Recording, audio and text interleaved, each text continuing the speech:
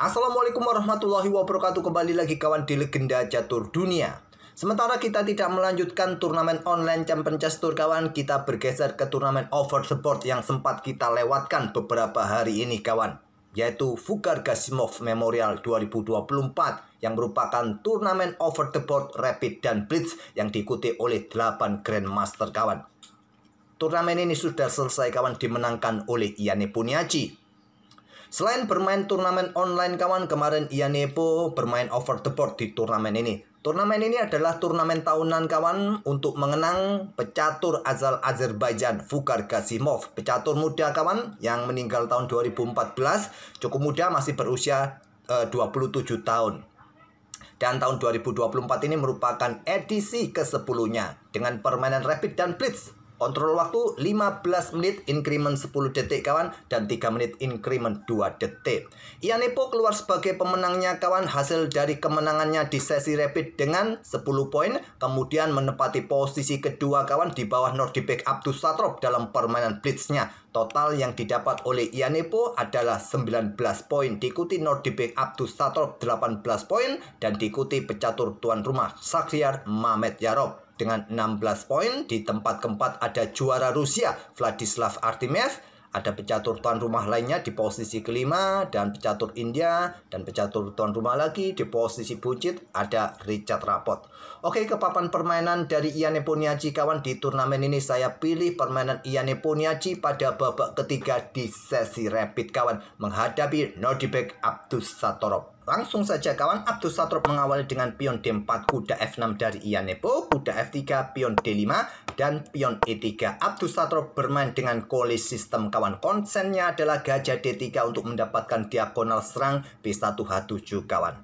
Nah, jalur utama dipilih oleh Ian Nepo dengan pion E6. Saya akan tunjukkan dua jalur lainnya kawan untuk menghadapi kolis sistem di sini seperti biasa. Ya, tujuannya sebagai bahan referensi kita belajar bersama kawan. Saya akan tunjukkan alternatif lainnya, jalur-jalur lainnya untuk memperkaya pembukaan kita. Nah, jalur yang lain, jalur tradisional dengan pion C5 atau bermain dengan anti kole kawan untuk menghadapi gajah D3 yang biasa akan bertransposisi ke bentuk permainan Slav defense. Tapi terlebih dahulu saya akan tunjukkan jalur tradisionalnya dengan pion C5. Putih akan perkuat senternya kawan dengan pion C3.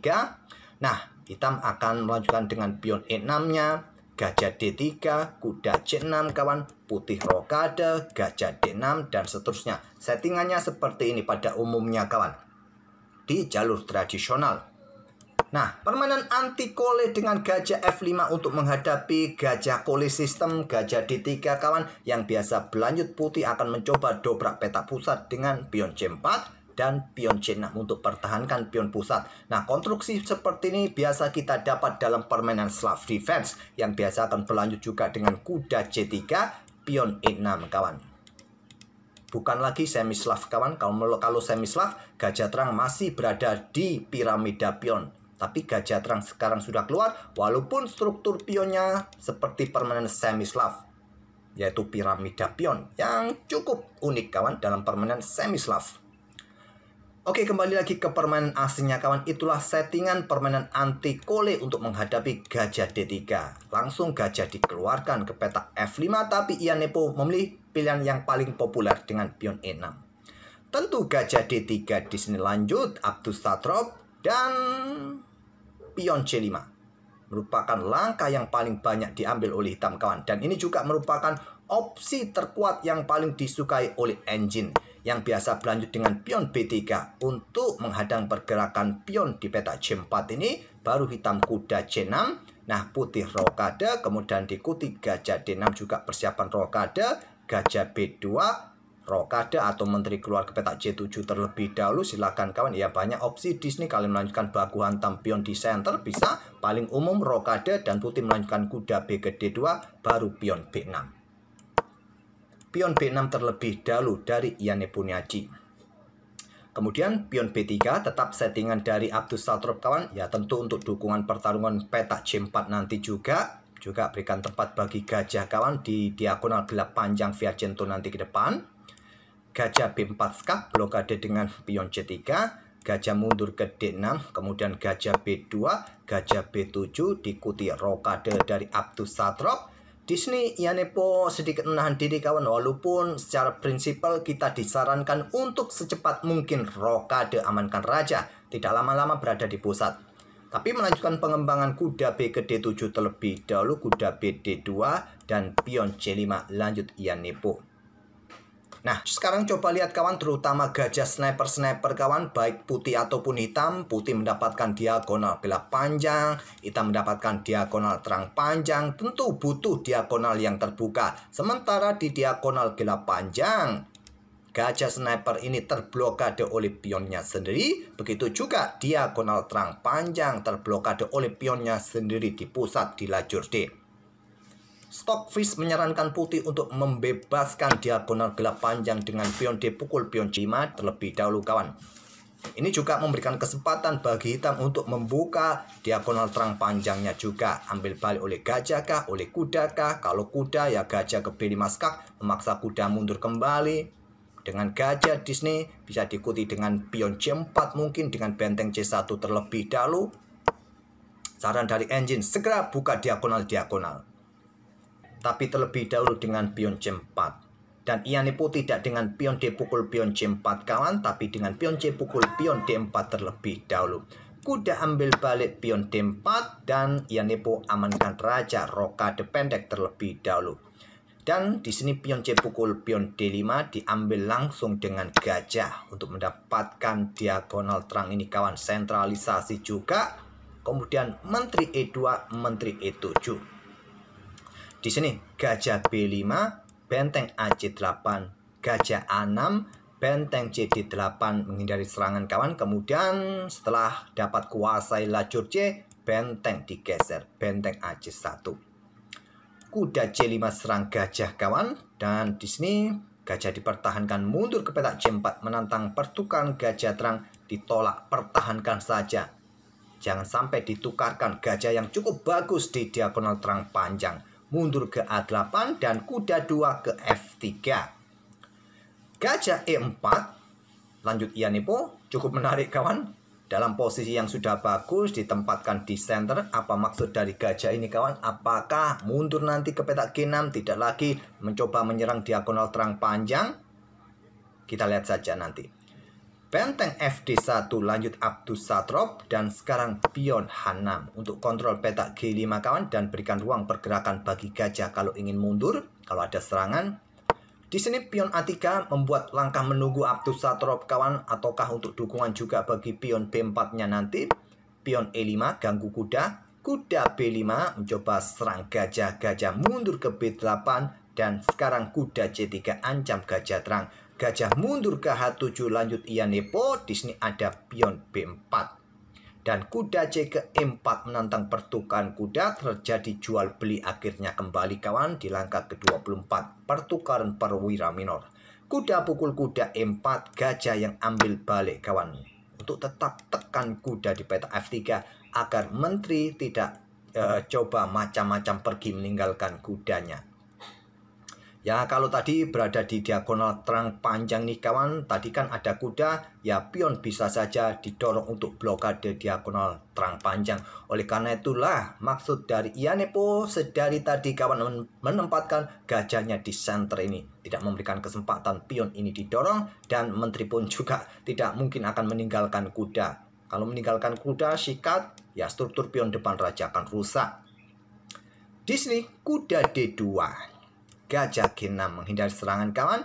Kemudian ada pion E4, akhirnya bisa juga didorong maju untuk blokade pion ini kawan, agar diagonal gelap ini tertutup selamanya, tidak mempunyai diagonal yang bagus lagi gajah gelap. Yanepo tidak kurang akal kawan, coba dobrak sisi menteri. Kalau pion pukul pion, ambil balik, nanti gajah bisa bermain di diagonal A7 G1. Gajah C3.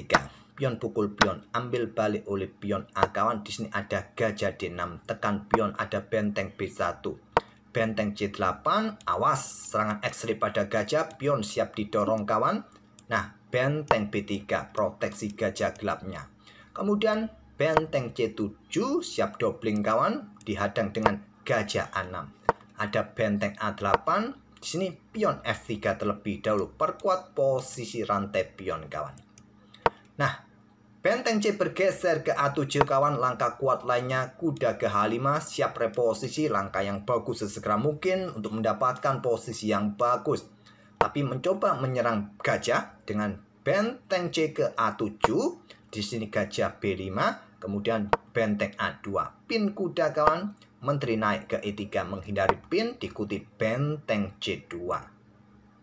Persiapan kedua benteng menusuk ke baris kedua. Langkah cerdas dari Abdus Satrop menarik mundur gajah terangnya ke F1 untuk pertahankan baris kedua, terutama petak G2, agar kudanya juga bisa reposisi kawan. Nah, tergoda, benteng langsung ditempatkan di baris kedua. Benteng A, A2. Blunder ternyata kawan. Apa yang menjadi masalah? Apa langkah terbaiknya? Engine menyarankan gajah C7 kah atau pion B5 kah, membuat langkah pengorbanan.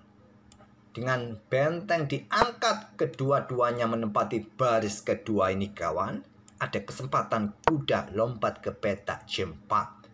Temponya ancam gajah dan persiapan mencoba menjebak salah satu benteng Ianipo. Nah, gajah mundur ke B8, sekarang kuda A3. Di sini kawan, pion B5. Buka akses gajah untuk menyerang menteri raja, menusuk menteri kawan. Berikan backup juga bagi benteng kalau ingin melarikan diri. Nah, di sini Abdus Satrop salah kalkulasi. Ambil pion untuk menjaga petak A7 juga. Kuda ambil pion B5. Apa langkah terbaiknya? Kuda ambil benteng C2 langsung. Kalau ada gajah A7 di sini kawan, nah kuda ini dikorbankan saja di petak D4. Nah, bagaimana tadi jika di posisi ini hitam tidak terburu-buru menempatkan gajah A7-nya, sikat kuda terlebih dahulu agar tidak ada nanti blokade di sini kawan. Ya, menteri bergeser. Sudah tidak ada ancam lagi, kalau ada skak raja bergeser. Nah, kalau di sini tadi langsung ada gajah A7 serang menteri, tusuk raja juga, kuda ini bisa blokade di petak D4. Nah, kalau pion ambil kuda langsung, ya simpel kalian ambil balik. Kemungkinan di posisi ini kawan, hitam akan menjawab dengan langkah menteri ini bergeser kah, mundur ke petak E8 atau ke petak F8 sementara waktu. Tapi ya kalau kita yang main, ambil kuda ya dengan pion, tak ada masalah. Tak ada masalah. Kalian unggul kualitas perwira dan dipastikan menang. Tapi Abdus Satrop miskalkulasi, kuda ambil pion B5. Di sini ada kuda H5, persiapan menempati pos petak F4, pos yang sangat bagus kawan. Ataukah menteri nanti bergerak juga ke petak H4. Dan sebelum itu mungkin nanti ada gajah kawan, coba menyerang di sini. Nah, apalagi kawan setelah kuda H5, di sini Abdus Satrop kembali melakukan kesalahan di mana sekarang keunggulannya hilang. Langkah terbaik lainnya, gajah ini mundur ke petak D2. Tapi memilih dengan langkah benteng A3, menantang pertukaran. Diterima benteng pukul benteng, ambil balik oleh kuda. Di sini benteng ambil gajah C3. Kenapa tidak dengan gajah A7 saja ya? Apabila ada gajah D4 di sini, ya pion akan ambil gajah. Menteri bergeser ke petak D3 untuk blokade kawan. Di sini benteng bisa ancam menteri, ancam kuda. Kalian akan kehilangan banyak perwira. Ya, kalau kita yang main pasti tusuk saja menteri raja ini. Di sini kuda akan ambil benteng C2. Mungkin inilah yang tidak disukai oleh Iane Puniaji kawan. Gajah ambil menteri, ambil balik oleh kuda. Tapi kalau kita main masih punya menteri kawan, tentu kita punya keunggulan, apalagi ditemani kuda plus gajah terang. Walaupun gajah sementara tidak mempunyai diagonal yang bagus, nanti bisa dibuka jalannya kawan. Tapi anehnya engine menilai permainan masih dalam posisi yang bisa dipertahankan oleh putih, masih level. Tapi nggak tahu lagi kawan, itulah cara berpikir Grandmaster, kadang kita juga bingung. Memilih benteng ambil gajah, ambil balik oleh menteri. Abdus Satrop dalam posisi menang kembali kawan. Ada gajah A7, skak raja H1, menteri H4, kuda G3, skak mat kawan. Nah, untuk mengantisipasi skakmat, cara mudahnya Menteri ambil pion jaga petak G3.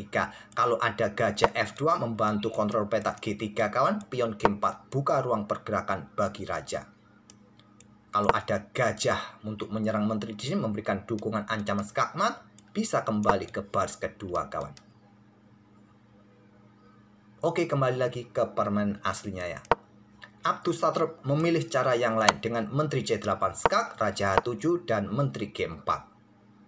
Di sini Menteri F2 lanjut ia nepo, Gajah C4 kawan, ada kuda F4 dan benteng F1, Menteri D2 dan Gajah A6. Apa yang dilakukan oleh gajah di sini kawan? Bergerak ke petak A6. Apakah reposisi dalam kontrol waktu yang sudah mepet kawan? Biasa langkah-langkah blunder sering terjadi. Langkah terkuatnya dorong pion H4 atau kuda yang ke B1 untuk coba kejar menteri. Tapi dengan gajah A6. Nah, di sini ada menteri A2 serang kuda. Gajah C8 kawan. Ya, tujuannya langsung menyerang nanti diagonal F5 H7 ini terhadap gajah di peta G6. Tidak terburu-buru kawan untuk ambil kuda. Kuda D3 pilihan ia nepo. Ancamannya serius, ancaman skakmat kawan. Menteri H4 pertahankan peta F2-nya. Setelah Menteri E2, Abdussatrob sepertinya menyerah. Ancaman pada benteng kawan. Benteng tidak bisa meninggalkan peta F2 ini. Anggap contoh ya, bergeser ke peta B1, maka kuda F2 skak. Kalau kalian tidak mau ambil kuda ini kawan, maka ancamannya skakmat. Raja bergeser ke G1, kuda ke D1, open skak. Dan juga blokade akses benteng menjaga baris pertama kawan. Dan skakmat. Di sini Abdussatrob menyerah di langkah ke-49. Oke, itulah kawan salah satu permainan dari Ian Nepomniachtchi di turnamen Rapid dan Blitz Fugar Gazimov Memorial ke-10 di tahun 2024 ini. Selamat buat Ian Nepomniachtchi yang menjuarai event Rapid dan Blitz Fugar Gazimov Memorial ini. Oke, semoga permainan dari kedua pemain dengan ide permainan Colis System tapi gagal kawan dari Nordicbet Abdussatrob. Dan kita akan bertemu di video-video berikutnya. Terima kasih. Wassalamualaikum warahmatullahi wabarakatuh.